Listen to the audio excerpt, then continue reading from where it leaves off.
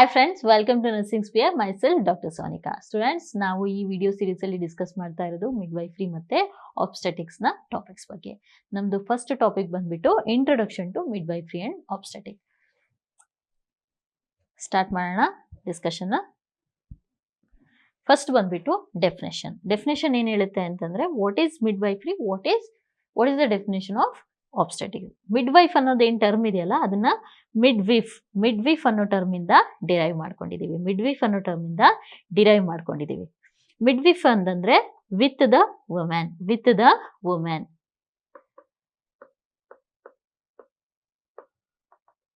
So ಇಲ್ಲಿ with the women ಅಂತ ಅಂದ್ರೆ ಯಾರು ಪ್ರೆಗ್ನೆಂಟ್ ವಿಮೆನ್ ಜೊತೆ ಇರ್ತಾರೋ ಅವರಿಗೆ ನಾವು ಮಿಡ್ವೈಫ್ರಿ ಅಂತ ಹೇಳ್ಬಿಟ್ಟು ಹೇಳ್ತೇವೆ. ಮಿಡ್ವೈಫ್ರಿ ಡೆಫಿನೇಷನ್ ಬಂದ್ಬಿಟ್ಟು is a health care profession in which they offer skilled and knowledgeable care for childbearing women during pregnancy, labor, childbirth and also postpartum period including a new birth. ಈ midwifery ಅನ್ನೋರು ಏನಿದಾರಲ್ಲ ಅವರು ಯಾವಾಗಲೂ ಕೂಡ ಈ ಪ್ರೆಗ್ನೆಂಟ್ ವುಮೆನ್ ಜೊತೆ ಇರ್ತಾರೆ. ಯಾವಾಗ ಇರ್ತಾರೆ? ಪ್ರೆಗ್ನೆನ್ಸಿ ಕನ್ಸೀವ್ ಆಗೋಕ್ಕಿಂತ ಮುಂಚೆ ಅವರಿಗೆ ರಿಪ್ರೊಡಕ್ಷನ್ ಏಜ್ ಅಲ್ಲಿ ಕೆಲವೊಂದು ಇಂಪಾರ್ಟೆಂಟ್ ನಾಲೆಡ್ಜ್ನ ಅವರಿಗೆ ಶೇರ್ ಮಾಡ್ತಾರೆ. ಪ್ರೆಗ್ನೆಂಟ್ ಆದಾಗ ಅವ್ರ ಜೊತೆಗೆ ಇರ್ತಾರೆ. ಡ್ಯೂರಿಂಗ್ ಲೇಬರ್ ಅಥವಾ ಆಮೇಲೆ ಪ್ರೆಗ್ನೆಂಟ್ ಆದ್ಮೇಲೆ ಮಗು ಡೆಲಿವರಿ ಆಗಿ ಮಗು ಹೊರಗಡೆ ಬಂದ್ಮೇಲೂ ತಾಯಿನಷ್ಟೇ ಅಲ್ಲ ಈವನ್ ಮಗು ಕೂಡ ಅವರು ಕೇರ್ ಮಾಡ್ತಾರೆ. ಈ ಎಲ್ಲಾ ಪೀರಿಯಡ್ ಅಲ್ಲಿ ಈ ಪ್ರೆಗ್ನೆಂಟ್ ವುಮೆನ್ ಜೊತೆ ಇವರು ಮಿಡ್ವೈಫ್ರಿ ಅಂತ ಏನ್ ಹೇಳ್ತೀವಲ್ಲ ಅವರು ಯಾವಾಗ್ಲೂ ಕೂಡ ಜೊತೆಗಿರ್ತಾರೆ. ಇವ್ರಿಗೆ ಏನಂತಂದ್ರೆ ಇವರಿಗೆ ಎಲ್ಲ ನಾಲೆಡ್ಜ್ ಇರುತ್ತೆ. ಪ್ರೆಗ್ನೆನ್ಸಿ ಅಂದ್ರೇನು, ಪ್ರೆಗ್ನೆನ್ಸಿ ಯಾವ ತರ ಮಾಡಬೇಕು, ಯಾವ್ಯಾವಾಗ ಡಾಕ್ಟರ್ನ ವಿಸಿಟ್ ಮಾಡಬೇಕು, ಏನೇನು ಟ್ಯಾಬ್ಲೆಟ್ಸ್ ತಗೋಬೇಕು, ಯಾವ್ಯಾವ ವೈಟಮಿನ್ ಟ್ಯಾಬ್ಲೆಟ್ಸ್ ತಗೋಬೇಕು, ಲೇಬರ್ನ ಯಾವ ತರ ಕಂಡಕ್ಟ್ ಮಾಡಬೇಕು ಅನ್ನೋ ಎಲ್ಲಾ ನಾಲೆಡ್ಜು ಕೂಡ ಈ ಮಿಡ್ವೈಫ್ರಿಗೆ ಇರುತ್ತೆ. ಯಾವಾಗ್ಲೂ ಕೂಡ ಡಾಕ್ಟರ್ನೇ ಹೋಗ್ಬಿಟ್ಟು ಭೇಟಿ ಮಾಡೋಕ್ಕಾಗಲ್ಲ. ಸೊ ಅವಾಗ ಇವ್ರು ಏನ್ ಮಾಡ್ತಾರೆ, ಇವರು ಬ್ಯಾರಿಯರ್ ತರ ಆಕ್ಟ್ ಮಾಡ್ತಾರೆ. ಸೊ ಒಂದು ಸ್ಟೆಪ್ ತರ ಆಕ್ಟ್ ಮಾಡಿಬಿಟ್ಟು ಯಾವಾಗ ವಿಸಿಟ್ ಮಾಡಬೇಕು ಡಾಕ್ಟರ್ನ, ಯಾವ್ಯಾವ ತರ ಪ್ರಿಕಾಷನ್ಸ್ ತಗೋಬೇಕು, ಯಾವ್ಯಾವ ತರ ನೋಡ್ಕೋಬೇಕು ಅನ್ನೋದಕ್ಕೆಲ್ಲ ಹೆಲ್ಪ್ ಮಾಡೋರು ಇವರು ಮಿಡ್ವೈಫ್ರಿ. ನೆಕ್ಸ್ಟ್ ಬಂದ್ಬಿಟ್ಟು ಆಬ್ಸ್ಟೆಟಿಕ್ಸ್ ಅಂತಂದ್ರೆ it is a branch of medicine that deals with a pregnancy, childbirth and postpartum period. ಇದು ಬಂದ್ಬಿಟ್ಟು ನಮ್ದು ಡೆಫಿನೇಷನ್. ನೆಕ್ಸ್ಟ್ ಪ್ರೆಗ್ನೆನ್ಸಿನ ನಾವು 3 ಪೀರಿಯಡ್ ಆಗಿ ಡಿವೈಡ್ ಮಾಡಿದೀವಿ. ಪ್ರೆಗ್ನೆನ್ಸಿಲಿ ಏನಿರುತ್ತಲ್ಲ ಪೀರಿಯಡ್ನ ಅದನ್ನ 3 ಪೀರಿಯಡ್ಸ್ ಆಗಿ ನಾವು ಡಿವೈಡ್ ಮಾಡಿದೀವಿ. ಇದರಲ್ಲಿ ಒಂದ್ ಏನಂತಂದ್ರೆ ಪಾರ್ಟಮ್ ಅಂದ್ರೆ birth. So antepartum, postpartum. Antepartum ಅಂತ ಹೇಳಿದ್ರೆ before birth. Antepartum is nothing but before birth. So antepartum ಮತ್ತೆ ಆಂಟಿನೇಟಲ್ ಪೀರಿಯಡ್ ಅಂತಂದ್ರೆ period before the child birth is called as antepartum ಅಥವಾ ಆಂಟಿನೇಟಲ್ ಅಂತ ಹೇಳ್ಬಿಟ್ಟು ನಾವು ಕರಿತೇವೆ. ಯಾವಾಗಿಂದ ಸ್ಟಾರ್ಟ್ ಆಗುತ್ತೆ ಇದು ಆಂಟಿಪಾರ್ಟಮ್ ಪೀರಿಯಡ್ ಅಂದ್ರೆ from the day of conception to start of labour ಅಂತಂದ್ರೆ ಏನು? Process of delivering a baby is called a labour. So ಆ ಲೇಬರ್ ಸ್ಟಾರ್ಟ್ ಆಗೋ ತನಕನೂ ನಾವೇನು ಹೇಳ್ತೀವಿ, ಕನ್ಸೆಪ್ಷನ್ ಇಂದ ಲೇಬರ್ ಸ್ಟಾರ್ಟ್ ಆಗೋ ತನಕನೂ ನಾವು ಆ ಪೀರಿಯಡ್ ಏನ್ ಹೇಳ್ತೀವಿ, ಆಂಟಿಪಾರ್ಟಮ್ ಅಥವಾ ಆಂಟಿನೇಟಲ್ ಪೀರಿಯಡ್ ಅಂತ ಹೇಳ್ಬಿಟ್ಟು ಹೇಳ್ತೇವೆ. ನೆಕ್ಸ್ಟ್ ಪೀರಿಯಡ್ ಬಂದ್ಬಿಟ್ಟು ನಮ್ದು ಇಂಟ್ರಾಪಾರ್ಟಮ್ ಅಂದ್ರೆ ಡ್ಯೂರಿಂಗ್ ಚೈಲ್ಡ್ ಬರ್ತ್. ಸೊ ಎಲ್ಲಿಂದ ಎಲ್ಲಿ ತನಕ ಅಂದ್ರೆ ಫಸ್ಟು ಆನ್ಸೆಟ್, ಯಾವಾಗ ಲೇಬರ್ ಯಾವಾಗ ಸ್ಟಾರ್ಟ್ ಆಗುತ್ತೆ ಅಲ್ಲಿಂದ ತಗೊಂಡ್ಬಿಟ್ಟು ಅಲ್ಲಿಂದ ಹಿಡಿದ್ಬಿಟ್ಟು ಈ delivery of baby and placenta ಏನಿದೆಯಲ್ಲ ಆ ಪೀರಿಯಡ್ ತನಕ ನಾವೇನು ಹೇಳ್ತೀವಿ, ಇಂಟ್ರಾಪಾರ್ಟಮ್ ಅಂತ ಹೇಳ್ತೀವಿ. ಬೇಬಿ ಮತ್ತೆ ಪ್ಲೆಸೆಂಟಾ ಎರಡೂ ಕೂಡ ಡೆಲಿವರಿ ಆಗಬೇಕು. ಸೊ ಅಲ್ಲಿ ತನಕ ನಾವೇನು ಹೇಳ್ತೀವಿ, ಇಂಟ್ರಾಪಾರ್ಟಮ್ ಪೀರಿಯಡ್ ಅಂತ ಹೇಳ್ತೀವಿ. During the child birth it is nothing but from the onset of labour to the delivery of baby and placenta. Next period ಬಂದ್ಬಿಟ್ಟು ನಮ್ದು ಪೋಸ್ಟ್ಪಾರ್ಟಮ್ ಅಂತಂದ್ರೆ after the child birth. So ಎಲ್ಲಿ ತನಕ? After the child birth up to 6 to 8 weeks of birth ಏನಂತ ಕರಿತೀವಿ ನಾವು, ಪೋಸ್ಟ್ಪಾರ್ಟಮ್ ಅಥವಾ post natal period ಅಂತ ಹೇಳ್ತೇವೆ. ಆಗ್ಲೇ ಹೇಳ್ದೆ ನಾನು, ಲೇಬರ್ ಅಂದ್ರೆ ಏನು? ಲೇಬರ್ ಅಂದ್ರೆ is nothing but process of delivering a ಬೇಬಿಗೆ ಏನ್ ಹೇಳ್ತೀವಿ ನಾವು, ಲೇಬರ್ ಅಂತ ಹೇಳ್ಬಿಟ್ಟು ಹೇಳ್ತೇವೆ. So this is nothing but your pregnancy period. How we divided into antepartum, antenatal or intrapartum or postpartum period. So next ಬಂದ್ಬಿಟ್ಟು ಡ್ಯೂರೇಷನ್ ಆಫ್ ಪ್ರೆಗ್ನೆನ್ಸಿ ಅಂತಂದ್ರೆ ಎಷ್ಟು ದಿವಸಗಳ ಕಾಲಕ್ಕೆ ನಾವು ಪ್ರೆಗ್ನೆನ್ಸಿ ಅಂತ ಹೇಳ್ತೀವಿ. ಯೂಶಲಿ ನಾವು ಮಂತ್ಸ್ ಅಲ್ಲಿ ಹೇಳೋದಾದ್ರೆ ಈ ಪ್ರೆಗ್ನೆನ್ಸಿ ಎಷ್ಟು ಇರುತ್ತೆ ಅಂತಂದ್ರೆ 9 months ಪ್ಲಸ್ 7 days. 7 ಡೇಸ್ವರೆಗೂ ಈ 7 ಡೇಸ್ವರೆಗೂ ನಾವು ಪ್ರೆಗ್ನೆಂಟ್ ಏನು ಪೀರಿಯಡ್ ಅಂತ ಹೇಳ್ತೀವಲ್ಲ, ಡ್ಯೂರೇಷನ್ ಅಂತ ಹೇಳ್ತೀವಲ್ಲ, ಪ್ರೆಗ್ನೆನ್ಸಿ ಡ್ಯೂರೇಷನ್ ಬಂದ್ಬಿಟ್ಟು 9 months ಪ್ಲಸ್ 7 days ಇರುತ್ತೆ. ಅದನ್ನೇ ನಾವು ವೀಕ್ಸಲ್ಲಿ ಹೇಳಿದ್ವಿ ಅಂದರೆ ಯೂಶಲಿ 40 weeks ಅಂತ ಹೇಳ್ಬಿಟ್ಟು ನಾವು ಕನ್ಸಿಡರ್ ಮಾಡ್ಬೋದು. ಅದನ್ನೇ ಡೇಸಲ್ಲಿ ಹೇಳಿದರೆ 280 days. ಆಮೇಲೆ 10 lunar months. This is your duration of pregnancy. ಇದು ಇಂಪಾರ್ಟೆಂಟ್ ಯಾಕೆಂದರೆ ಇದರಿಂದ ಒನ್ ಲೈನರ್ ಕ್ವಶನ್ಸ್ ಬರುತ್ತೆ. ಯಾವ ಥರ ಕೇಳ್ಬೋದು ಅಂದರೆ, what is the duration of pregnancy in terms of days 280 days, 286 days, 240 days ಅಂತ ಹೇಳ್ಬಿಟ್ಟು ಆಪ್ಷನಲ್ಲಿ ಇರುತ್ತೆ. ಕರೆಕ್ಟ್ ಆನ್ಸರ್ ಬಂದ್ಬಿಟ್ಟು ನಿಮ್ಮದು 280 days ಆಗಿರುತ್ತೆ. ಸೊ ಅದೇ ಥರ ಮಂತ್ಸಲ್ಲಿ ಕೇಳಿದಾಗ 9 months ಪ್ಲಸ್ 7 days, ವೀಕ್ಸಲ್ಲಿ ಕೇಳಿದಾಗ 40 weeks, ಡೇಸಲ್ಲಿ ಕೇಳಿದಾಗ 280 days.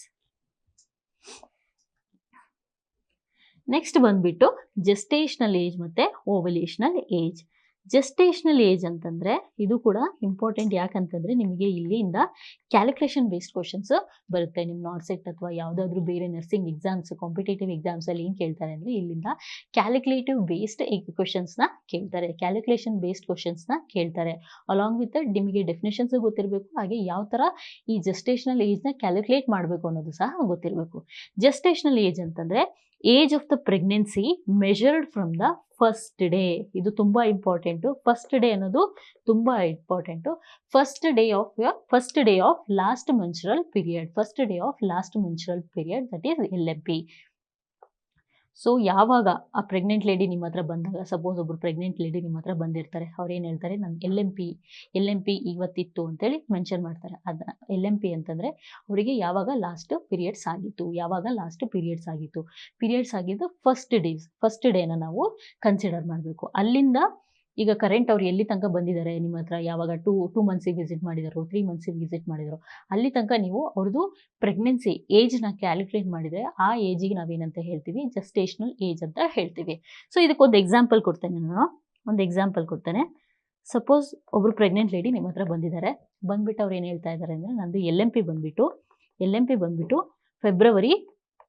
ಫೆಬ್ರವರಿ 15th ಇದೆ. LMP ಬಂದ್ಬಿಟ್ಟು ಅವ್ರು ಹೇಳೋದು ಫೆಬ್ರವರಿ 15th ಇದೆ. ಕರೆಂಟ್ ಇವತ್ತಿನ ಡೇಟ್ ಬಂದ್ಬಿಟ್ಟು ಸಪೋಸ್ ಇವತ್ತು ಡೇಟ್ ಬಂದ್ಬಿಟ್ಟು ಮಾರ್ಚ್ 31st. ಸೊ ಏನು ಹೇಳ್ತಾರೆ, ಮಾರ್ಚ್ 31st ಏನು ಹೇಳಿದ್ದಾರೆ ನಿಮಗೆ. ಈಗ ನೀವು ಏನು ಮಾಡಬೇಕು, ಈ ಪ್ರೆಗ್ನೆಂಟ್ ಲೇಡಿದು ಜೆಸ್ಟೇಷನಲ್ ಏಜ್ನ ಕ್ಯಾಲ್ಕುಲೇಟ್ ಮಾಡಬೇಕು. ಸೊ ಅವ್ರು ಏನು ಹೇಳ್ತಾ ಇದ್ದಾರೆ, ಅವರಿಗೆ ಯಾವಾಗ ಲಾಸ್ಟ್ ಪೀರಿಯಡ್ಸ್ ಆಗಿತ್ತು ಅಂದರೆ ಫೆಬ್ರವರಿ 15th ಅವರಿಗೆ ಲಾಸ್ಟ್ ಪೀರಿಯಡ್ಸ್ ಆಗಿತ್ತು. ಅವರು ನಿಮ್ಮ ಹತ್ರ ಬಂದಿರೋದು ಮಾರ್ಚ್ 1st. ಸೊ ಎಷ್ಟು ಏಜ್ ಆಗುತ್ತೆ, 1.5 months ಆಗುತ್ತೆ. ಸೊ ಈ ಮಂತ್ಸ್ನ ನಾವು ವೀಕ್ಸಲ್ಲಿ ಕನ್ವರ್ಟ್ ಮಾಡಿದಾಗ 1 monthಲ್ಲಿ 4 weeks ಇರುತ್ತೆ. ಸೊ ವೀಕ್ಸಲ್ಲಿ ಕನ್ವರ್ಟ್ ಮಾಡಿದಾಗ ಯೂಶಲಿ 6 weeks ಆಗುತ್ತೆ.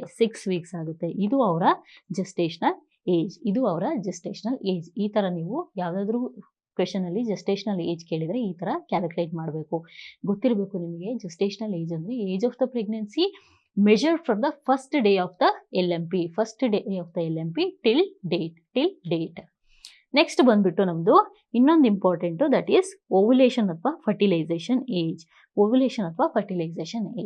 ಓವ್ಯುಲೇಷನ್ ಅಂದರೆ ಏನು ಅಂತ, ಓವ್ಯುಲೇಷನ್ ಅಂದರೆ ನಿಮ್ಮದು ಎಗ್ ರಿಲೀಸ್ ಅಥವಾ ಓವಾ ಏನು ರಿಲೀಸ್ ಆಗುತ್ತಲ್ಲ, ಆ ಡೇಗೆ ನಾವೇನು ಹೇಳ್ತೀವಿ, ಓವ್ಯುಲೇಷನ್. ಆ ಪ್ರೋಸೆಸ್ಗೆ ನಾವೇನು ಹೇಳ್ತೀವಿ, ಓವ್ಯುಲೇಷನ್ ಅಂತ ಹೇಳ್ತೀವಿ. Usually 14th day of menstrual cycle ಏನಿರುತ್ತಲ್ಲ, 14th day of menstrual cycle ಇರುತ್ತಲ್ಲ, ಅವತ್ತು ಓವ್ಯುಲೇಷನ್ ಆಗುತ್ತೆ. ಆ ದಿವಸದಿಂದ ನಾವು ಏಜ್ ಆಫ್ ಪ್ರೆಗ್ನೆನ್ಸಿನ ಕ್ಯಾಲ್ಕುಲೇಟ್ ಅಥವಾ ಮೆಜರ್ ಮಾಡಿದ್ವಿ ಅಂದರೆ ಅದಕ್ಕೆ ಓವ್ಯುಲೇಷನಲ್ ಏಜ್ ಅಥವಾ ಫರ್ಟಿಲೈಸೇಷನಲ್ ಏಜ್ ಅಂತ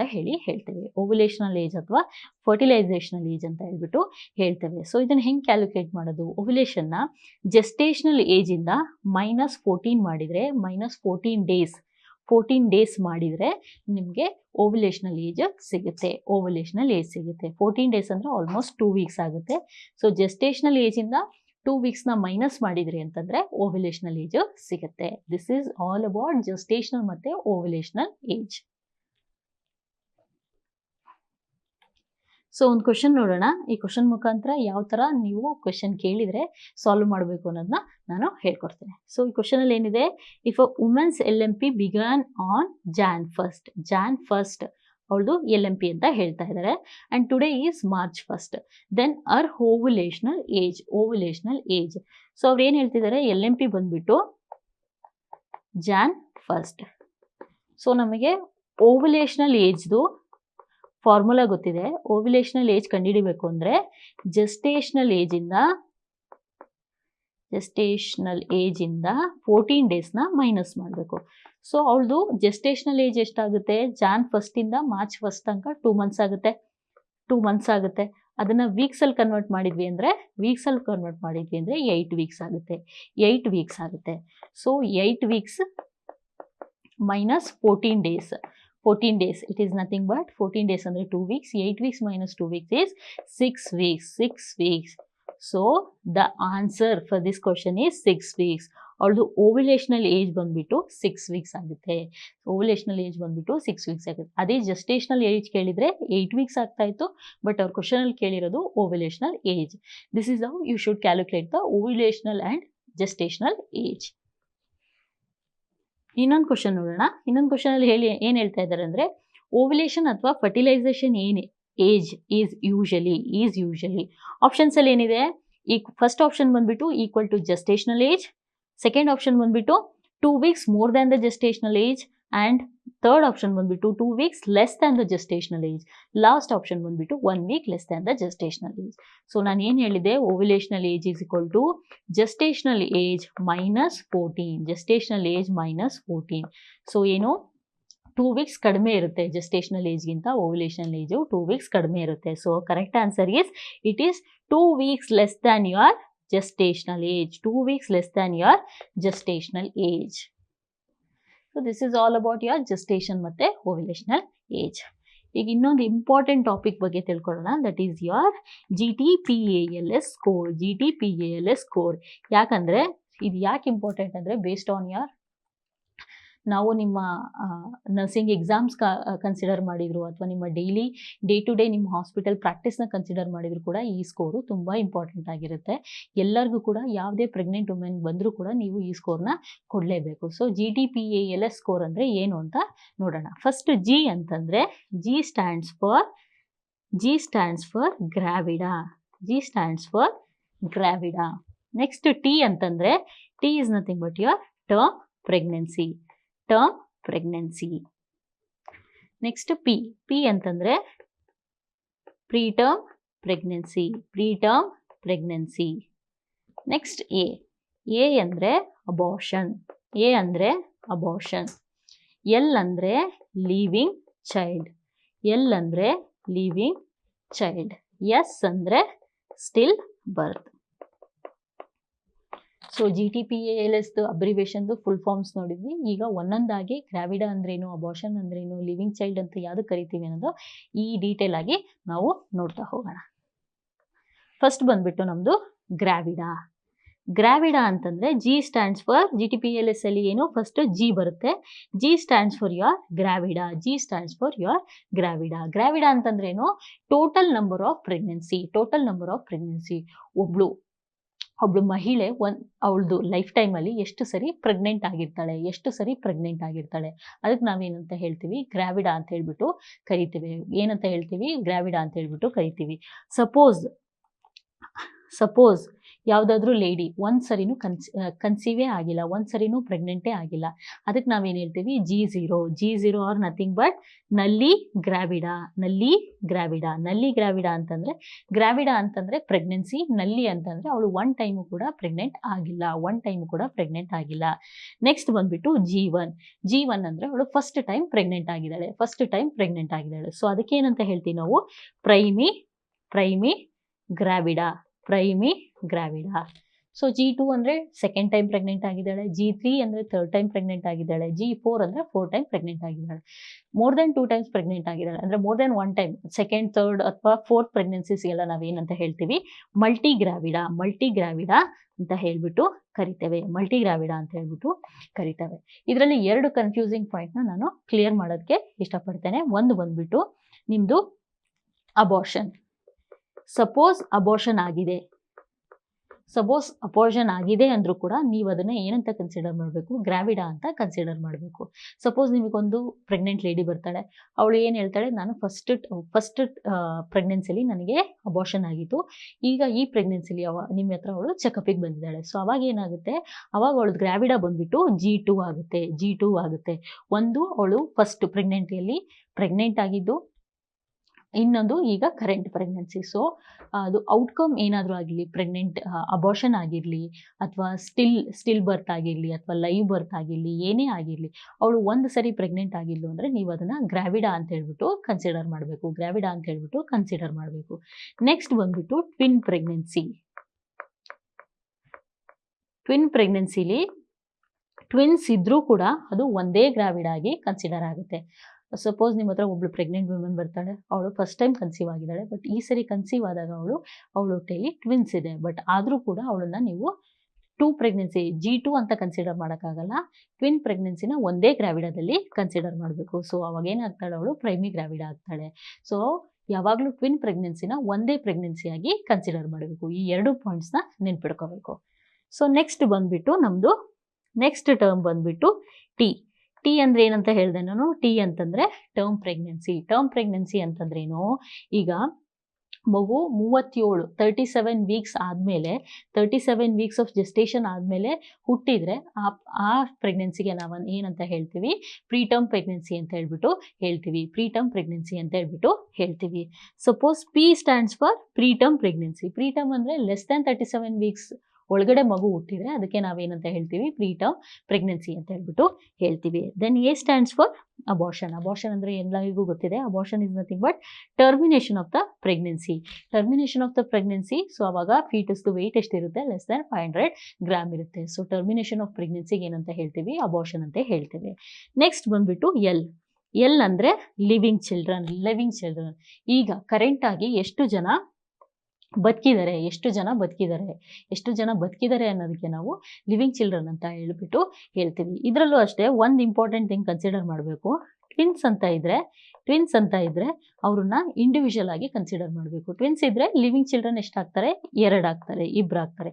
ಸಪೋಸ್ ಈಗ ಒಂದು ಪ್ರೆಗ್ನೆಂಟ್ ಲೇಡಿ ನಿಮ್ಮ ಹತ್ರ ಬಂದಿರ್ತಾಳೆ, ಫಸ್ಟ್ ಪ್ರೆಗ್ನೆನ್ಸಿಲಿ ಅವಳಿಗೊಂದು ಬಾಯ್ ಆಗಿರುತ್ತೆ, ಸೆಕೆಂಡ್ ಪ್ರೆಗ್ನೆನ್ಸಿಲಿ G2 ಅಲ್ಲಿ ಅವಳಿಗೊಂದು ಗರ್ಲ್ ಆಗಿರುತ್ತೆ, ಈಗ ಮತ್ತೆ G3 ಅಲ್ಲಿ ಟ್ವಿನ್ಸ್ ಆಗಿದೆ. ಸೊ ನಿಮಗೆ ಲಿವಿಂಗ್ ಚಿಲ್ಡ್ರನ್ ಕ್ಯಾಲ್ಕುಲೇಟ್ ಮಾಡಿ ಅಂತ ಹೇಳಿದಾಗ ಫಸ್ಟಲ್ಲಿ 1, ಸೆಕೆಂಡಲ್ಲಿ 1+1, ಈಗ ಟ್ವಿನ್ಸ್ನ 2 ಅಂತ ತಗೋಬೇಕು. ಸೊ ಅವಾಗ ಎಷ್ಟು ಜನ ಆಗ್ತಾರೆ, totally 4 living children. So twins ಅಂತ ಬಂದಾಗ ಯಾವಾಗಲೂ ಇಂಡಿವಿಜುವಲ್ ಆಗಿ ಕನ್ಸಿಡರ್ ಮಾಡಬೇಕು, ಎಸ್ಪೆಷಲಿ ಲಿವಿಂಗ್ ಚಿಲ್ಡ್ರನ್ಸ್ ಅಂತ ಬಂದಾಗ. ಸೊ ನಮ್ಮದು ಲಾಸ್ಟ್ ಬಂದ್ಬಿಟ್ಟು ಎಸ್ ಅಂದರೆ ಏನು, ಎಸ್ ಅಂದರೆ ಸ್ಟಿಲ್ ಬರ್ತ್. ಸ್ಟಿಲ್ ಬರ್ತ್ ಅಂದ್ರೆ ಏನು, death of the fetus after period of viability. Period of viability ಅಂದ್ರೆ ಏನು, ಪೀರಿಯಡ್ ಆಫ್ ವಯಬಿಲಿಟಿ ಅಂತಂದ್ರೆ gestational age at which fetus can survive outside the uterus with or without medical support. Suppose ನಾವು ಹೊಟ್ಟೆಲಿರೋ ಫೀಟಸ್ನ ತೆಗೆದ್ವಿ ಅಂತಂದರೆ, ಹೊರಗಡೆ ತೆಗೆದ್ವಿ, delivery ಮಾಡಿಸಿ ಹೊರಗಡೆ ತೆಗೆದ್ವಿ ಅಂತಂದರೆ ಅದು ಯುಟ್ರಸ್ ಬಿಟ್ಟು ಹೊರಗಡೆ ಅದು ಸರ್ವೈವ್ ಮಾಡಬೇಕು, ಆನ್ ಓನ್ ಯುಟ್ರಸ್ ಸಪೋರ್ಟ್ ಇಲ್ದಂಗೆ ಸರ್ವೈವ್ ಮಾಡಬೇಕು. ಸೊ ಆ ಪೀರಿಯಡ್ ಆಫ್ ಜೆಸ್ಟೇಷನ್ಗೆ ಏನಂತ ಹೇಳ್ತೀವಿ ನಾವು, ಪೀರಿಯಡ್ ಆಫ್ ವಯಬಿಲಿಟಿ ಅಂತ ಹೇಳ್ತೀವಿ. ಸೊ ಇದರಲ್ಲಿ 2 ಥರ ಗೈಡ್ಲೈನ್ಸ್ ಬರುತ್ತೆ. WHO ಗೈಡ್ಲೈನ್ಸ್ ಏನು ಹೇಳುತ್ತೆ ಅಂದರೆ, ಅದು suppose baby weight more than 500 gram ಇತ್ತು ಅಂತಂದರೆ it can survive outside the uterus ಅಂತ ಹೇಳುತ್ತೆ. Or if the gestation is more than 22 weeks, then baby can survive outside the uterus ಅಂತ ಹೇಳ್ಬಿಟ್ಟು WHO ಗೈಡ್ಲೈನ್ಸ್ ಹೇಳುತ್ತೆ. ಬಟ್ ನಾವು ಇಂಡಿಯಾದಲ್ಲಿ ಫಾಲೋ ಮಾಡೋದು ಯೂಶಲಿ ICMR ಗೈಡ್ಲೈನ್ಸ್ ಅಲ್ಲಿ ಏನು ಹೇಳ್ತೀವಿ ನಾವಂದರೆ, more than 28 weeks of gestation ಆಗಿತ್ತು, ಕ್ರಾಸ್ ಮಾಡ್ತು ಅಂತಂದರೆ ಮಗು can survive outside the uterus. So ಈ ಪೀರಿಯಡ್ ಏನಂತ ಹೇಳ್ತೀವಿ, ಪೀರಿಯಡ್ ಆಫ್ ವಯಬಿಲಿಟಿ. ಈ ಪೀರಿಯಡ್ ಆಫ್ ವಯಬಿಲಿಟಿ ಆದಮೇಲೆ ಮಗು ಡೆತ್ ಏನಾದರೂ ಆಗಿತ್ತು ಅಂದರೆ ಅದನ್ನು ನಾವೇನಂತ ಕನ್ಸಿಡರ್ ಮಾಡ್ತೀವಿ, ಸ್ಟಿಲ್ ಬರ್ತ್ ಅಂತ ಕನ್ಸಿಡರ್ ಮಾಡ್ತೀವಿ. ಸೊ ಇದು GTPALS ಸ್ಕೋರ್. ಸೊ ಒಂದು ಕ್ವೆಶನ್ ನೋಡೋಣ. ಈ ಕ್ವೆಶನ್ ನೋಡಿದ್ರೆ ಯಾವ ಥರ ನೀವು GTPAL ಸ್ಕೋರ್ ಕೊಡಬೇಕು ಅನ್ನೋದು ಅರ್ಥ ಆಗುತ್ತೆ. ಕ್ವೆಶನ್ ಓದೋಣ first. The obstetrical assessment reveals lady is currently pregnant, with twins. She had one miscarriage at 6 weeks and healthy girl born at 37 weeks. What is the correct GTPL score? So start ಮಾಡೋಣ. First ಬಂದ್ಬಿಟ್ಟು G ಅಂದ್ರೆ ಏನು? Gravida. Gravida is nothing but your number of times she conceived ಅಥವಾ total number of pregnancies. Total number of pregnancies ಏನು? ಇಲ್ಲಿ first ಏನು ಹೇಳ್ತಾ ಇದ್ದಾರೆ? The lady is currently pregnant with a twins. Currently pregnant with a twins. ನಾನು ಏನು ಹೇಳಿದೆ? Twins ಇದ್ರೂ ಕೂಡ ಸಿಂಗಲ್ ಗ್ರಾವಿಡಾದಲ್ಲೇ ಕನ್ಸಿಡರ್ ಮಾಡಬೇಕು. So this is our G1, I mean G3 actually, but we'll consider it as a G1. She had one miscarriage at 6 weeks. So this is one more gravida. One miscarriage ಆಗಿದ್ರು ಕೂಡ she was pregnant during that time. So this is her G2, and she has a one healthy girl born at 37 weeks. One healthy girl born at 37 weeks. So totally how many times she was pregnant? She was pregnant for 3 times. So G ಏನಾಗುತ್ತೆ? G is nothing but your G3. G3 she was pregnant for 3 times. 3 ಸರಿ ಅವಳು pregnant ಆಗಿದ್ಲು. Next ಬಂದ್ಬಿಟ್ಟು T ಅಂದರೆ ಏನು ಹೇಳಿದ್ದೆ ನಾನು? T ಅಂದರೆ term pregnancy. So ಇಲ್ಲಿ ಏನು ಹೇಳ್ತಾರೆ ಅಂದರೆ healthy girl born at 37 weeks. 37 weeks ನಾನು ಏನು ಹೇಳಿದೆ? Equal or more than 37 weeks ಇತ್ತು ಅಂತಂದರೆ ಅದನ್ನು ಟರ್ಮ್ ಪ್ರೆಗ್ನೆನ್ಸಿ ಅಂತ ಹೇಳ್ಬಿಟ್ಟು ಕನ್ಸಿಡರ್ ಮಾಡ್ತೀವಿ. So she has one term pregnancy. So T ಏನಾಗುತ್ತೆ? T1 ಆಗುತ್ತೆ. ನೆಕ್ಸ್ಟ್ ಬಂದ್ಬಿಟ್ಟು ಪಿ ಅಂದರೆ ಪ್ರೀಟರ್ಮ್ ಪ್ರೆಗ್ನೆನ್ಸಿ. ಈ ಕ್ವಶನಲ್ಲಿ ಎಲ್ಲಾದರೂ ಪ್ರೀಟರ್ಮ್ ಪ್ರೆಗ್ನೆನ್ಸಿ ಇದೆನಾ? ಇಲ್ಲ. ಈ ಕ್ವಶನಲ್ಲಿ ಎಲ್ಲೂ ಕೂಡ ಪ್ರೀಟರ್ಮ್ ಪ್ರೆಗ್ನೆನ್ಸಿ ಬಗ್ಗೆ ಮೆನ್ಷನ್ ಮಾಡಿಲ್ಲ. ಸೊ ಪಿ ಏನಾಗುತ್ತೆ? 0 ಆಗುತ್ತೆ. ನೆಕ್ಸ್ಟ್ ಎ ಅಂತಂದರೆ ಅಬಾರ್ಷನ್. ಅಬಾರ್ಷನಲ್ಲಿ ಏನು ಹೇಳ್ತಾರೆ ಇಲ್ಲಿ? She had one miscarriage at 6 weeks. Miscarriage is nothing but your abortion. She has one miscarriage at 6 weeks. 6 weeks, 8 weeks, 9 weeks ಅದ್ರ ಬಗ್ಗೆ ತಲೆ ಕಟ್ಸ್ಕೋಬಾರ್ದು. ಮಿಸ್ಕ್ಯಾರೇಜ್ ಆಗಿತ್ತು ಅಂದರೆ that is miscarriage. So A score ಏನಾಗುತ್ತೆ? A is nothing but your A1. Next ಬಂದ್ಬಿಟ್ಟು L, living child. Living child ಏನಿದೆ? She has a healthy girl born at 37 weeks. ಒಂದು living child ಇದೆ. ಸೊ ಅದು ಎಲ್ ಏನಾಗುತ್ತೆ? ಎಲ್ಲಿದು 1 ಆಗುತ್ತೆ. ಸೊ ಆಪ್ಷನ್ಸಲ್ಲಿ ನೋಡೋಣ. ಎಲ್ಲ ಆಪ್ಷನ್ಸಲ್ಲಿ G3 ಇದೆನಾ? ಇಲ್ಲ. ಫೋರ್ತ್ ಆಪ್ಷನ್ಸಲ್ಲಿ G3 ಇಲ್ಲ. ಸೊ ಈ ಆಪ್ಷನ್ ಕಟ್ ಮಾಡೋಣ. ನೆಕ್ಸ್ಟ್ ಬಂದ್ಬಿಟ್ಟು T1. ಈ 3 ಆಪ್ಷನ್ಸಲ್ಲಿ T1 ಇದೆ. Next P0. 1 ಮತ್ತು ಥರ್ಡ್ ಆಪ್ಷನ್. ಸೊ ಈ ಆಪ್ಷನ್ ಕೂಡ wrong. Next A1 and L1. So answer ಏನಾಗುತ್ತೆ? ಆನ್ಸರ್ ಬಂದ್ಬಿಟ್ಟು third option is your answer. GTPL score ಏನಾಗುತ್ತೆ? G3, T1, P0, A1, L1 is our GTPL score. ಈ ಥರ ನೀವು ಯಾವುದಾದ್ರೂ ಕ್ವಶನ್ ಕೇಳಿದ್ರೆ ಸಾಲ್ವ್ ಮಾಡಬೇಕು. ನೆಕ್ಸ್ಟ್ ಇನ್ನೊಂದು ಕ್ವಶನ್ ನೋಡೋಣ. ಇನ್ನೊಂದು ಕ್ವಶನಲ್ಲಿ ಏನು ಹೇಳ್ತಾ ಇದ್ದಾರೆ ಅಂದರೆ A client utter first prenatal visit. ಇದರಲ್ಲಿ ಏನು ಹೇಳಕ್ಕೆ ಟ್ರೈ ಮಾಡ್ತಿದ್ದಾರೆ ಅಂದರೆ she is currently pregnant. She has come for first prenatal visit. So she is presently pregnant. So and she has a 7-year-old twins born at 34 weeks, 2-year-old born at 39 weeks, and spontaneous abortion 1 year ago at 6 weeks. What is her GTPL? Start ಮಾಡೋಣ. G ಗ್ರಾವಿಡಾ. ಎಷ್ಟು time pregnant ಆಗಿದ್ದಾಳೆ ಅವಳು? ಈಗ ಕರೆಂಟಾಗಿ ಅವಳು pregnant ಇದ್ದಾಳೆ. And she has a one more 7-year-old twins born at 34 weeks. Twins ಆದರೂ ಕೂಡ ಒಂದೇ gravida. So second time she was pregnant. 2-year-old born at 39 weeks, third time. And spontaneous abortion at 1 year ago. She was pregnant for 4 times. So G ಏನಾಗುತ್ತೆ? G becomes your G4. Then ಬಂದ್ಬಿಟ್ಟು T ಅಂತಂದ್ರೇನು? Term pregnancy ಯಾವ್ಯಾವ್ದಿದೆ? 7-year-old twins born at 34 weeks. 34 weeks ಅಂದರೆ preterm ಆಗೋಗುತ್ತೆ. So 2-year-old born at 39 weeks. 39 weeks ಅಂದರೆ more than 37 weeks. So it is a term pregnancy. So she had one term pregnancy. P ಅಂದರೆ preterm and she has one baby twins born at 34 weeks. So ಹಾಗಾಗಿ ಏನಾಗುತ್ತೆ? Preterm pregnancy ಒಂದಾಗುತ್ತೆ. Next A ಅಂದರೆ abortion. ಏನಂತ mention ಮಾಡಿದರೆ spontaneous abortion at 1 year ago at 6 weeks. Last ಕ್ವಶನಲ್ಲೂ ನಾನು ಹೇಳಿದೆ 6 weeks 1 year ago ಅದೇನು ತಲೆ ಕೆಡಿಸ್ಕೋಬಾರ್ದು. ಅಬಾರ್ಷನ್ ಇದೆ ಅಂತಂದರೆ you should concentrate only on miscarriage ಅಥವಾ abortion. She had one miscarriage. So A ಏನಾಗುತ್ತೆ? A is 1. Then is your living child. Living child ಏನು ಹೇಳ್ತೀವಿ? 7-year-old twins ಅಂದರೆ ಇಬ್ರು. And she has one more, that is 2-year-old born at 39 weeks. 2 plus 1 3. So L ಏನಾಗುತ್ತೆ? L3. So GTPL score ಏನಾಗುತ್ತೆ? G ಬಂದ್ಬಿಟ್ಟು 4. ಈ options ಅಲ್ಲಿ ಎರಡೇ ಆಪ್ಷನ್ ಅಲ್ಲಿ 4 ಇರೋದು. So fourth and first options are wrong. Then T1 P1 and A1 L3. So your right option is answer is your second is your correct option. So ಈ ಥರ ನೀವು GTPLS ಸ್ಕೋರ್ನ ಕ್ಯಾಲ್ಕುಲೇಟ್ ಮಾಡಬೇಕು, ಅಥವಾ ಯಾವುದಾದ್ರೂ ಕ್ವಶನ್ ಕೇಳಿದಾಗ ನಿಮ್ಮ ಕ್ಲಿನಿಕಲ್ ಯಾರು ಬಂದಾಗ ಈ ಥರ ನೀವು GTPLS ಸ್ಕೋರ್ನ ಕೊಡಬೇಕು. This is all about your GTPLS score. Next important topic ಬಂದ್ಬಿಟ್ಟು ನಮ್ಮದು EDD. EDD is nothing but your estimated date of delivery. GTPLS score ಥರನೂ ಕೂಡ ಇದು ಕೂಡ ಒಂದು ಇಂಪಾರ್ಟೆಂಟ್ ಟಾಪಿಕ್ಕು. ಎಲ್ಲ ಪ್ರೆಗ್ನೆಂಟ್ ವುಮೆನ್ಗೂ ಕೂಡ ನೀವು EDDನ ಕ್ಯಾಲ್ಕುಲೇಟ್ ಮಾಡಲೇಬೇಕು.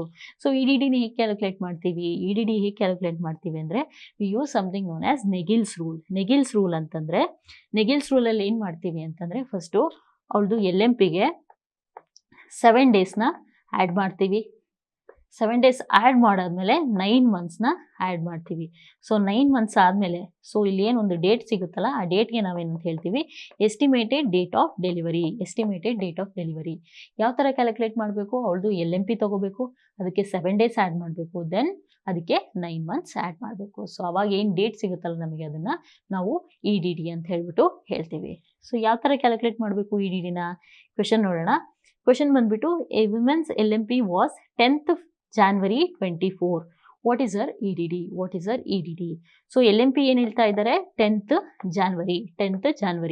ನಾನೇನು ಹೇಳಿದೆ, 7 ಡೇಸ್ನ ಫಸ್ಟು ಆ್ಯಡ್ ಮಾಡಬೇಕು. 7 ಡೇಸ್ ಆ್ಯಡ್ ಮಾಡಿದಾಗ ಏನಾಗುತ್ತೆ, 17th January ಆಗುತ್ತೆ. ಸೊ ಇದಕ್ಕೆ 9 ಮಂತ್ಸ್ ಆ್ಯಡ್ ಮಾಡಬೇಕು. ಇದಕ್ಕೆ 9 ಮಂತ್ಸ್ ಆ್ಯಡ್ ಮಾಡಿದಾಗ ಏನಾಗುತ್ತೆ, 17th of October 2024. ಸೊ ಅವಾಗ ಆನ್ಸರ್ ಏನಾಗುತ್ತೆ, 17th of October 2024. Second option is our EDD.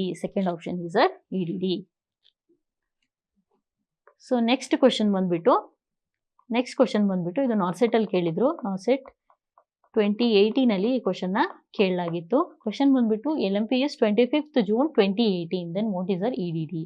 So first ಏನು ಮಾಡಬೇಕು ನಾವು, 25th Juneಗೆ 7 ಡೇಸ್ನ ಆ್ಯಡ್ ಮಾಡಬೇಕು. ಅದಾದಮೇಲೆ ನಾವು 9 ಮಂತ್ಸ್ನ ಆ್ಯಡ್ ಮಾಡಿದರೆ ಏನಾಗುತ್ತೆ, ಆನ್ಸರ್ ಬಂದ್ಬಿಟ್ಟು 1st April 2019 ಆಗುತ್ತೆ. ಸಪೋಸ್ ನಾವು ಮೊದಲೇ 9 ಮಂತ್ಸ್ ಆ್ಯಡ್ ಮಾಡಿ 7 ಡೇಸ್ ಅದಾದಮೇಲೆ ಆ್ಯಡ್ ಮಾಡಿದ್ವಿ ಅಂದರೆ ನಿಮಗೆ ರಾಂಗ್ ಆನ್ಸರ್ ಬರುತ್ತೆ. ಆನ್ಸರ್ ಯಾವ್ದು ಬರುತ್ತೆ, ಮಾರ್ಚ್ ಬಂದುಬಿಡುತ್ತೆ. ಸೊ ಅದಕ್ಕೋಸ್ಕರ ಯಾವಾಗಲೂ ನೆನ್ಪಿಟ್ಕೋಬೇಕು, ಫಸ್ಟ್ 7 ಡೇಸ್ ಆ್ಯಡ್ ಮಾಡಿದ್ಮೇಲೆ 9 ಮಂತ್ಸ್ನ ಆ್ಯಡ್ ಮಾಡಬೇಕು. ಸೊ ಇದು ಇವತ್ತಿನ ಕ್ಲಾಸ್ ಡಿಸ್ಕಷನ್ ಆಗಿದ್ದು, ನಮ್ಮದು ಡೆಫಿನೇಷನ್ಸು ಮತ್ತು GTPLS ಸ್ಕೋರು ಮತ್ತು EDDನ ಹೇಗೆ ಕ್ಯಾಲ್ಕುಲೇಟ್ ಮಾಡಬೇಕು ಅಂತ ಈ ವಿಡಿಯೋದಲ್ಲಿ ನಾನು ಡಿಸ್ಕಸ್ ಮಾಡಿದ್ದೀನಿ. ಇದರ ಜೊತೆಗೆ ನಮ್ಮ ಇವತ್ತಿನ ಕ್ಲಾಸ್ನ ಮುಗಿಸೋಣ. Thank you.